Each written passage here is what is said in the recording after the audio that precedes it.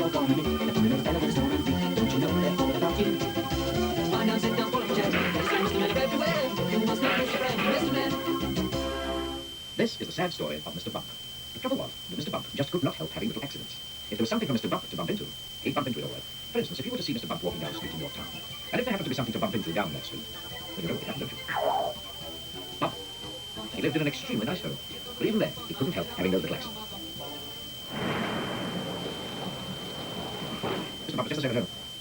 For instance, one morning when Mr. Bump went outside his house, he noticed that the chimney pot had come loose in a storm the night before. It was fixed there before it falls off, thought Mr. Bump to himself. And he hurried off to his yard again to fetch a ladder.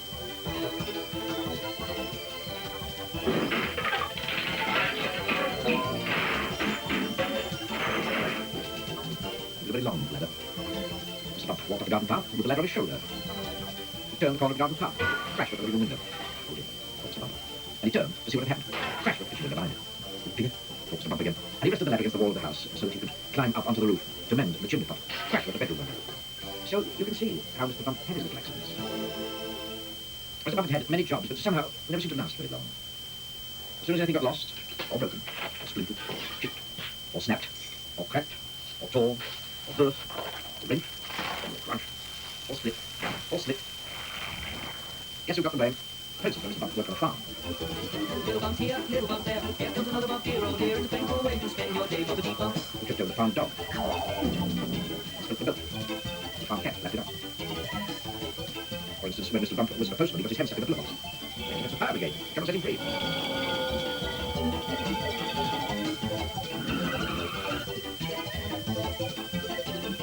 For instance, when Mr. Bump was a carpenter, he found that when he was hammering nails, he hammered his thumb most of the time, and the nail hardly at all.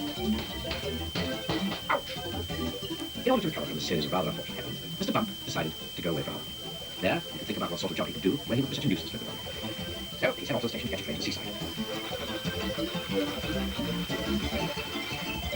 While Mr. Bump was on holiday, several things happened. For instance, he fell off a boat into the sea, and the lifeboat had to come and rescue him. For instance, one day when he was quietly walking along the beach minding his own business, he got his foot stuck in a bucket. And as he couldn't get it off, he had to hop round with it on his foot for hours.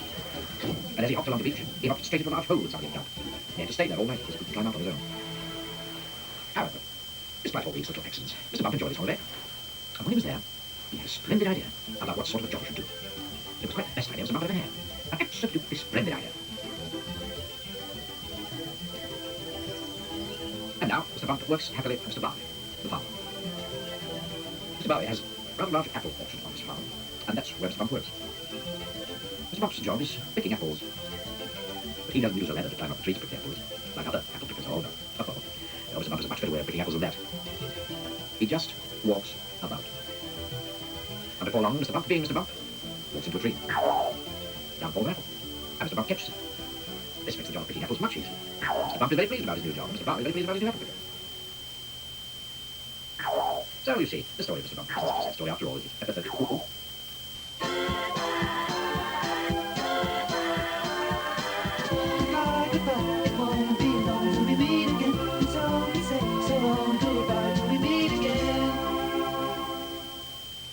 In a few moments, cartoon fun with Laurel and Hardy, and that'll be followed in 15 minutes by the Record Breakers, including an attempt on the world cucumber slicing record, the smallest newspaper in the world, and also a record-breaking motorcycle.